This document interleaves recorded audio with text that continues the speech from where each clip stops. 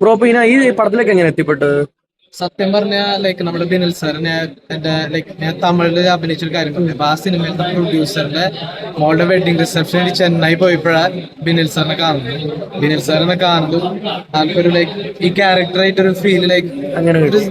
ചെയ്യാൻ പറ്റുന്ന ഒരു ഫീൽ എനിക്ക് കിട്ടി. അച്ഛനാണെങ്കിൽ സംസാരിച്ച് ഇങ്ങനെ കുറെ കാര്യങ്ങളൊക്കെ പറഞ്ഞു. ബിനിൽ സാർ മനസ്സിലായി like I can do it. അങ്ങനെ സംസാരിച്ചു, പിന്നെ കോൾ വിളിച്ച് പഴയ പ്രൊജക്ട്സിന്റെ ഒക്കെ വീഡിയോസ് ഒക്കെ അയച്ചു കൊടുത്തപ്പോ ബിനിൽ സാർ മനസ്സിലായി ഓക്കെ ഇന്ന് ചെയ്യാൻ പറ്റും. അങ്ങനെ സെലക്ട് ചെയ്തു. ഇതിനു മുന്നേ ചെയ്ത സിനിമകൾ ഏതൊക്കെയായിരുന്നു? ഞാൻ ഫസ്റ്റ് ചെയ്ത് നമ്മൾ ഇളയരാജ മാധവ് രാംദാസ് സാറിന്റെ ഡയറക്ഷൻ ലൈക്ക് ഗിന്നസ് ബക്രു ആ, അഭിനയിച്ചു. ഹരിശ്രീ ഉള്ളത്. അതില് നമ്മുടെ അനിൽ നന്മകാർ സാറിന്റെ മോനായിട്ടാണ് അഭിനയിച്ചത്. പിന്നെ ചിൽഡ്രൻസ് പാർക്ക്, പിന്നെ മാലിക്, ഭൂമിയിലെ മനോര സ്വകാര്യം. മാലിക്കിൽ എന്തായിരുന്നു ഇത്? മാലിക് ചെറിയൊരു വേഷം, ലൈക്ക് ഭയങ്കര ചെറിയ വേഷം. അത് മറ്റേ ഓർമ്മയുണ്ടോന്ന് അറിയില്ല, ഹോട്ടലിൽ ഒരു കുത്തുന്നൊരു സീനുണ്ട്. ആ, അതില് കുത്തി കിട്ടി മരിക്കുന്നത്.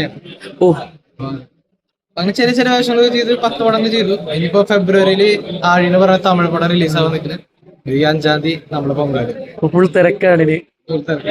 ബാസിയോടുള്ള എക്സ്പീരിയൻസ് ഒക്കെ എങ്ങനെ ഉണ്ടായിരുന്നു? ബാസി ആക്ച്വലി ലൈക്ക് നമ്മൾ വിചാരിക്കുന്ന പോലെ അല്ല. ലൈക്ക് ഇപ്പൊ ഇങ്ങനെ സംസാരിക്കുമ്പോ ഭയങ്കര ഹംബിളാ സത്യം പറഞ്ഞു. ലൈക്ക് ഒരിക്കലും എക്സ്പെക്ട് ചെയ്യില്ല. ഞാൻ ഇപ്പൊ അന്ന് റിസപ്ഷൻ വെച്ച് ഞാൻ ബാസിനെ കണ്ടുണ്ടായി. അവിടെയാണെങ്കിലും ലൈക്ക് യൂസഫ് ബ്രോ എന്നൊക്കെ രീതിയിൽ ഭയങ്കര ഹംബിൾ ഇതിന്റെ രീതിയിൽ സംസാരിച്ച് നടക്കും.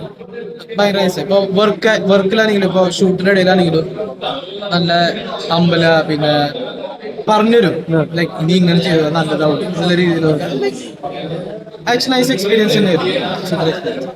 ഇനി വരാതിരിക്കുന്ന സിനിമകളും അങ്ങനത്തെ കാര്യങ്ങളൊക്കെ, പ്രൊജക്ട്സിന് വരാതിരിക്കുന്നതും കാര്യങ്ങളൊക്കെ കുറച്ച് വരാൻ നിൽക്കുന്നുണ്ട്. അത് ഇനി അധികം വൈകാണ്ട് അനൗൺസ്മെന്റ് ഒക്കെ ഉണ്ടാവും.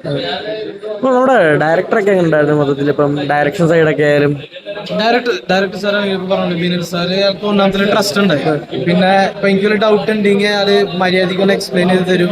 പിന്നെ മിസ്റ്റേക്ക് ഒക്കെ ഉണ്ടാക്കിയാലും ലൈക്ക് മിസ്റ്റേക്സ് കുറവാ പൊതുവെ എല്ലാവരുടെ സൈഡും. പക്ഷെ വലിയ മിസ്റ്റേക്ക് ഉണ്ടെങ്കിൽ ആൾ ഭയങ്കര പേഷ്യന്റ് ആയിരുന്നു. എന്നുവെച്ചാൽ ആൾ പറഞ്ഞ പോലെ ആളുടെ കുഞ്ഞാണ്, ബേബിയാണ് ബേബി ഈ സിനിമ.